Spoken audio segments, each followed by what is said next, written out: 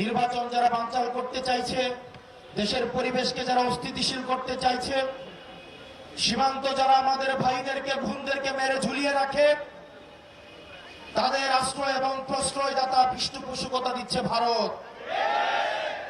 ভারতকে স্পষ্ট ভাষায় বলতে চাই, যারা আমার দেশের সার্বভৌমত্বকে বিশ্বাস করে না, যারা আমার দেশের সম্ভাবনাকে বিশ্বাস করে না, যারা ভোটাধিকারকে বিশ্বাস করে না, মানবাধিকারকে বিশ্বাস করে না, যারা এই দেশের সন্তানদেরকে বিশ্বাস করে না, আপনারা যেহেতু তাদেরকে আশ্রয় প্রশ্রয় দিচ্ছেন, কথা স্পষ্ট করে বলে দিতে চাই, ভারতের যারা সেপারেটিস্ট আছে, বাংলাদেশে আমরা তাদেরকে আশ্রয় প্রশ্রয় দিয়ে যে সেভেন সিস্টার রয়েছে সেটাকে বাংলাদেশ থেকে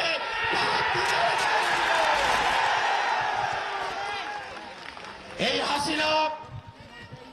হাসিনার পৃষ্ঠপোষক স্পষ্ট ভাষায় দিনের আলোর মতো স্পষ্ট স্বচ্ছ তাদেরকে ভারত অর্থ দিয়ে, তাদেরকে অস্ত্র দিয়ে, ট্রেনিং দিয়ে বাংলাদেশের বিরুদ্ধে তাদেরকে দাঁড় করিয়ে দিচ্ছে।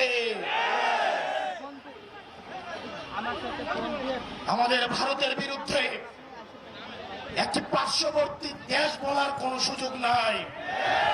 আপনার জবানে স্পষ্ট করতে হবে, এই বাংলাদেশকে ভারত একটা ফিলিস্তিন বানাইতে চায়।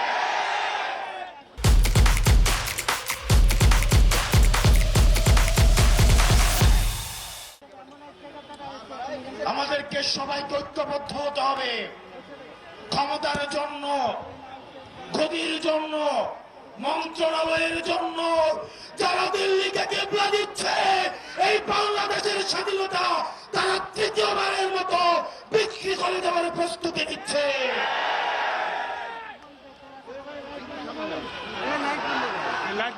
প্রিয় মুক্তিকামী জনতা, আপনার আমার মৃত্যু এই নির্বাচন কমিশনের কাছে কেবলমাত্র একটি সংখ্যা। অথর্ব নির্বাচন কমিশন বলে হাদির মৃত্যু নাকি একটি বিচ্ছিন্ন ঘটনা। এই স্পাইনলেস মেরুদণ্ডবিহীন ইলেকশন কমিশনার, আমরা এমন একটি বিচ্ছিন্ন ঘটনা তোমার সাথে যেন ঘটে যেটির অপেক্ষায় থাকলাম। ইলেকশন কমিশনার কাদের প্রেসক্রিপশনে নিয়োজিত, কারা তাকে নিয়োগ করেছে, এরকম ইলেকশন কমিশন আজকে যদি চলে যায়, যেই লাইন ধর্মী ইলেকশন কমিশন হওয়ার জন্য শাহবাগ থেকে শহীদ মিনার পর্যন্ত যোগ্য ইলেকশন কমিশনের খোঁজে পাওয়া যাবে, কিন্তু আমার ভাই হাদি যে অনন্তকালের উদ্দেশ্যে যাত্রা করেছে, আমার ভাই হাদিকে আর খুঁজে পাওয়া যাবে না। প্রিয় মুক্তিকামী সংগ্রামী জনতা, আপনারা জানেন আমাদের দেশের এক শ্রেণীর আওয়ামী লীগ রয়েছে, তারা শিক্ষক পরিচয়ে বিশ্ববিদ্যালয়গুলোতে কার্যক্রম পরিচালনা করে, যারা টকশোজীবী নামে হচ্ছে টেলিভিশনগুলোতে হত্যার বৈধতা উৎপাদন করে, যারা নাট্যকর্মী পরিচয়ে, যারা নাটক সিনেমাতে আমাদের মতো সংগ্রামী মানুষের মৃত্যুর বৈধতা উৎপাদন করে,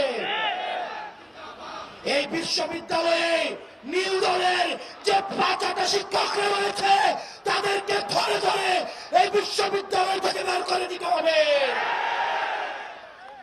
এই নাটক সিনেমা থেকে আওয়ামী মুজিবের ৫টা এসব শিল্পকর্মীদেরকে দেশ থেকে বের করে দিয়ে ভারতে পাঠিয়ে দিতে হবে।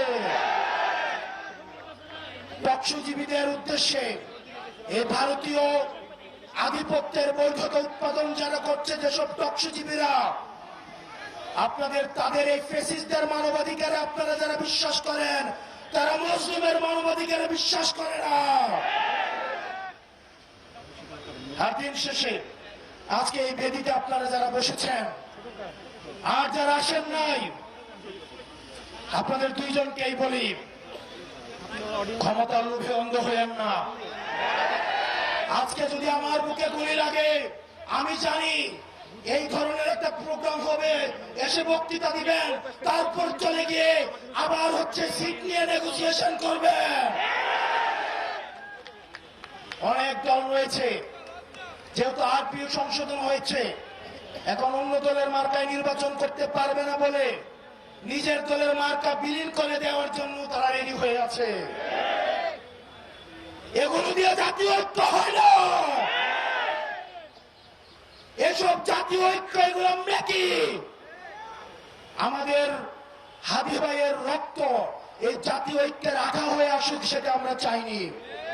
আপনারা যদি দেশের প্রশ্নে, সার্বভৌমত্বের প্রশ্নে, বাংলাদেশের প্রশ্নে দলীয় স্বার্থের ঊর্ধ্বে উঠে আমরা 1 আগস্ট, আমরা 3 আগস্ট 2024 সালে এই শহীদ মিনারের বেদিতে দাঁড়িয়ে যেভাবে আমরা ফ্যাসিবাদের বিরোধ এবং নতুন রাষ্ট্র ব্যবস্থা বিনির্মাণের যে 1 দফা দাবি দিয়েছিলাম, আমাদের সেদিনের মতো আবার ঐক্যবদ্ধ হতে হবে।